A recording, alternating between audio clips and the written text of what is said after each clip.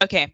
Hi, everyone. So my name is Elizabeth. So I'm the community nurse specialist. I'm going to speak really, really fast because I've got a lot to go through, but I'll try and get to the end. The first few slides is a little bit of a repetition. So don't worry. Let's see how we go, but I'm going to try and finish on time. Aim of the session, what is sickle cell? Prevention of sickle cell crisis, managing sickle cell, children with sickle cell disease in school, and practical measures to support the child in school. What is sickle cell disease? So just to simplify it, it's a condition inherited from both parents that affects the blood. So some of the stigmas are that sickle cell is infectious, it's a cancer, or it's a punishment, but it is not. It's inherited by both parents. So you might hear a lot of stigma, a lot of things around sickle cell, but just to remember, it is an inherited disorder, disease, and it is not infectious.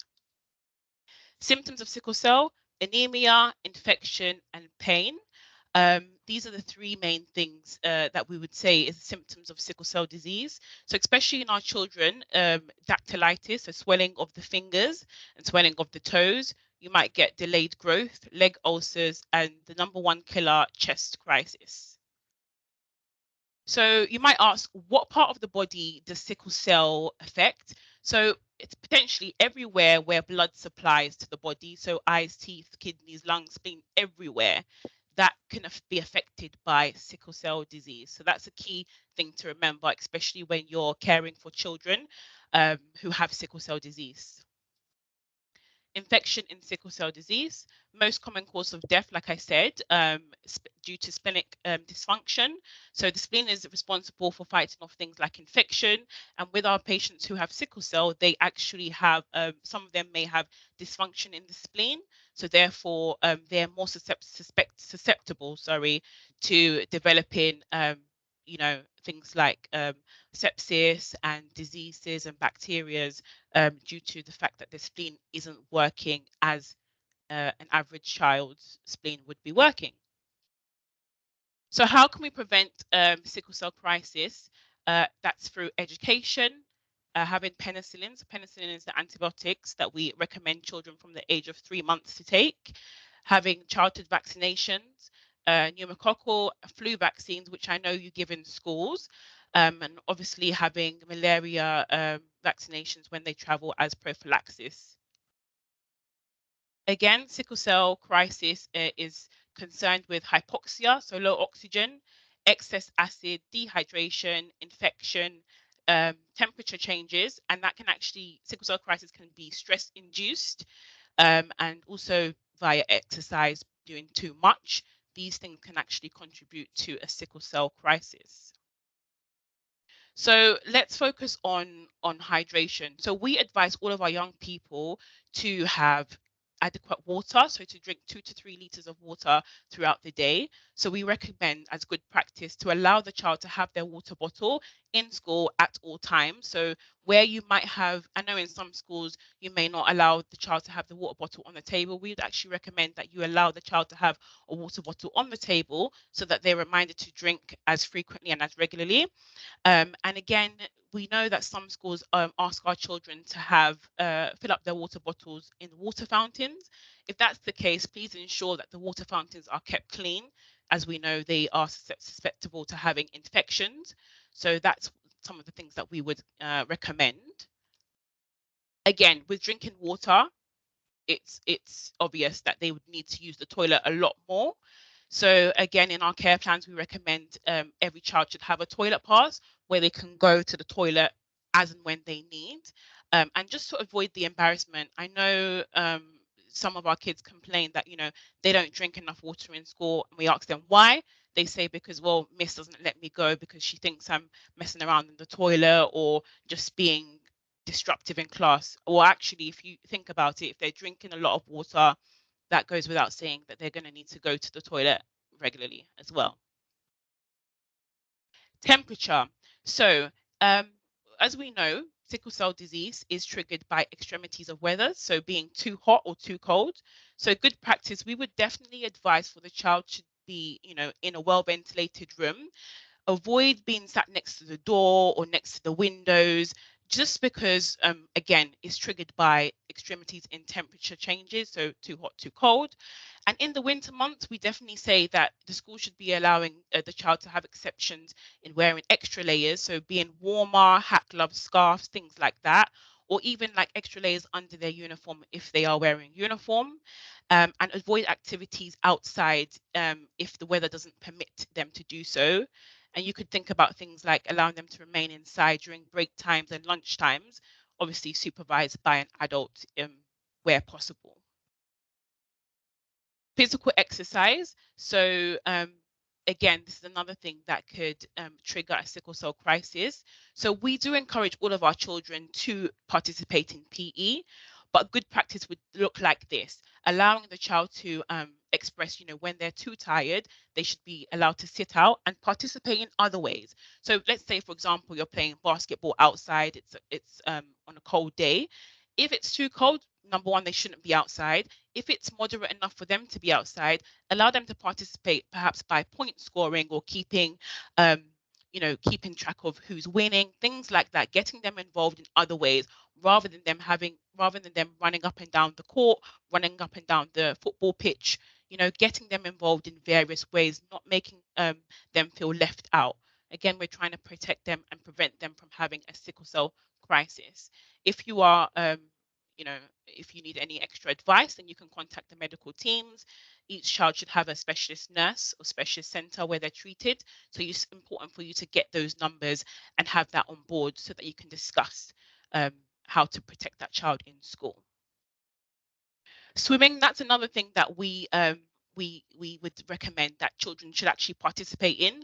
Again, sickle cell children who have sickle cell disease are advised they can go swimming, but make sure that the pool is not too hot, not too cold. I know you sometimes can't control that, but if they are going to swimming, the key thing is once they come out of the pool, making sure that they dry up quickly, change clothes, kept warm, and regulate their temperature again.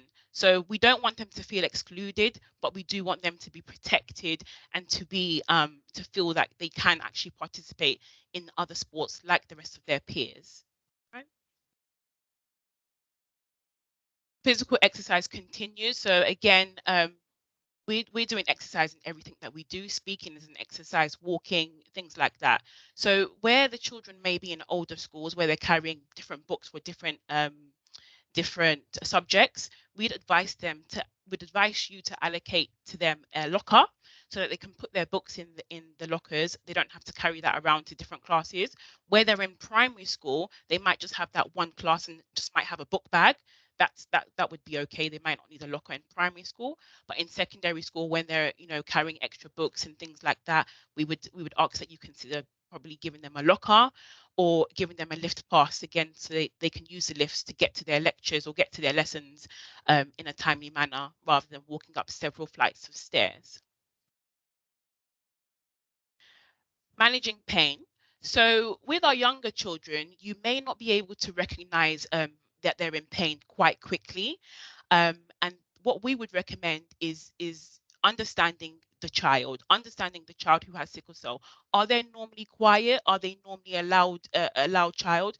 The changes in behavior would actually make you think, okay, maybe this child's in pain. Again, check their toes, check their fingers. They might have some swelling in their fingers, in their toes. This would represent them having a crisis, something called dactylitis, which I explained earlier on. Offer them fluids, allow them to have a place for rest so that they can rest if they do feel tired, because as Leanne was explaining that, it's an anemia, so they may feel tired more than other children in the classroom.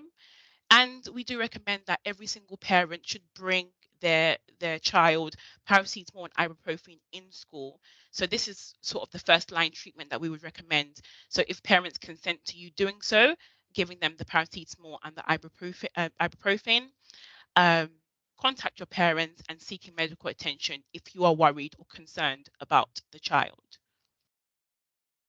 Urgent medical attention. So these are the situations where you want to be phoning 999. You want to be contacting the parents, and you want to be escalating as soon as possible. So if the child has a temperature of above 38 degrees and it's not coming down by paracetamol and ibuprofen, you want to be phoning the parents, you want to be getting them seen in an hospital, so that we can control their and manage their temperature. If they're in pain, breathlessness, that comes without saying. If they can't breathe, or they just seem completely out of breath and nothing is helping, again, you want to be seeking further medical attention. Complaining of chest pain, severe abdo pain. So I put here parapism. So parapism is a prolonged erection which males can get. And it's really, really important. If the child is complaining of a parapism, prolonged erection of the penis, we want to get that child to hospital as soon as possible, because if that's not corrected, then potentially they may never be able to have an erection again if it's not corrected adequately in a timely manner.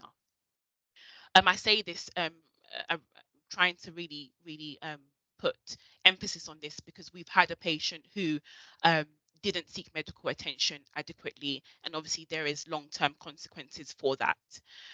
If they're drowsy or unresponsive, have a severe headache, or if their limbs might look weak, or they can't lift their hands, they can't move their legs, you want to be seeking medical attention. Dial 999 to call the parents, tell the ambulance that this child has sickle cell and they're having a crisis. You think they're having a crisis, and explain the symptoms that they're having.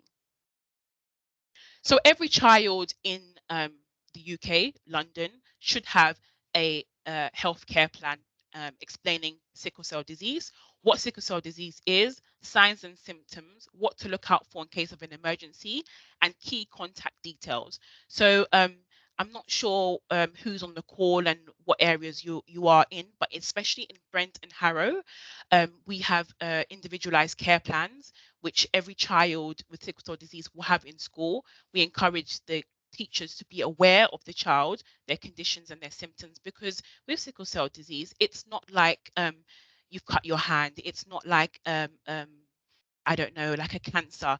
It is individualized. Every single child may have different symptoms. That's the thing with sickle cell. It's very difficult to um, it's not a one hat fits all sort of approach.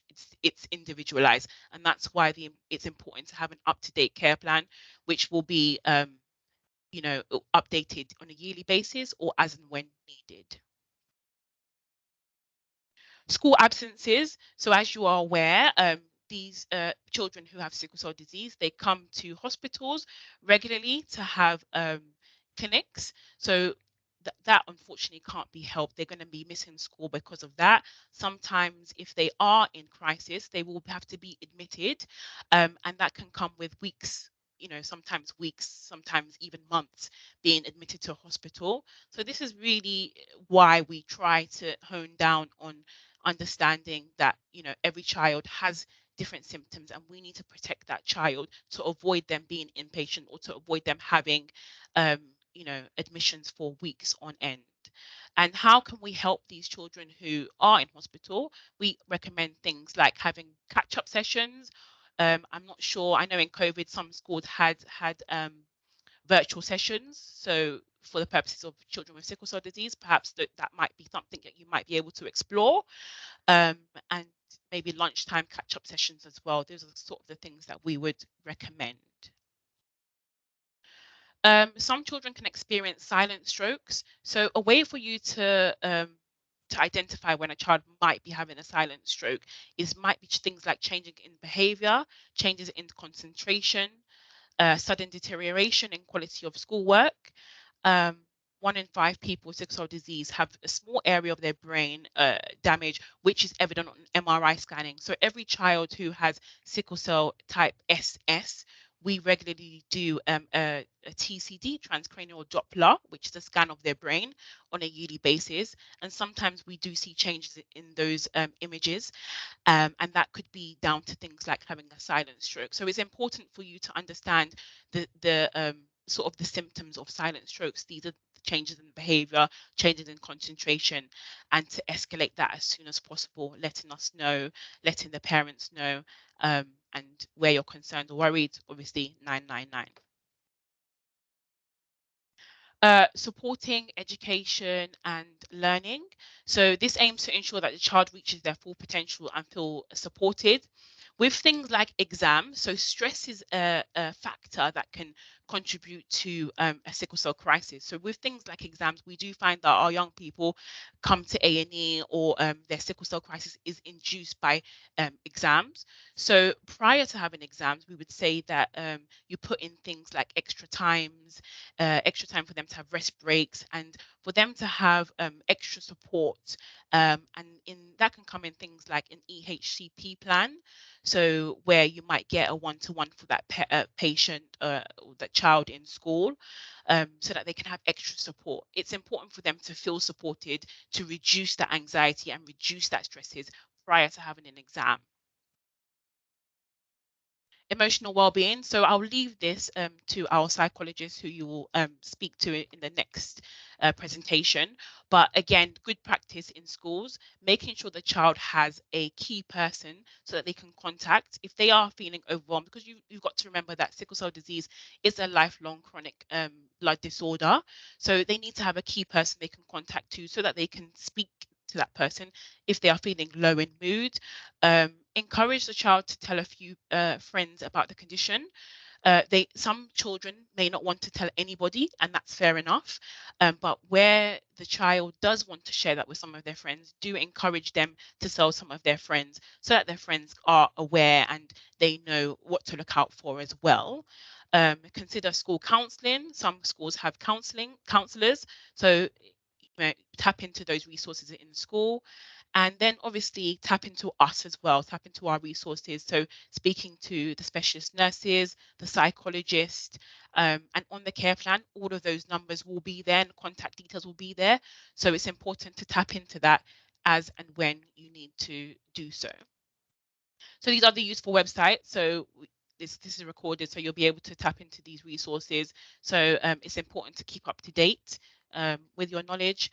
And yeah, I think that's it. Sorry, I spoke really fast, but I hope I covered everything. So thank you so much, and I'll leave the questions to the end.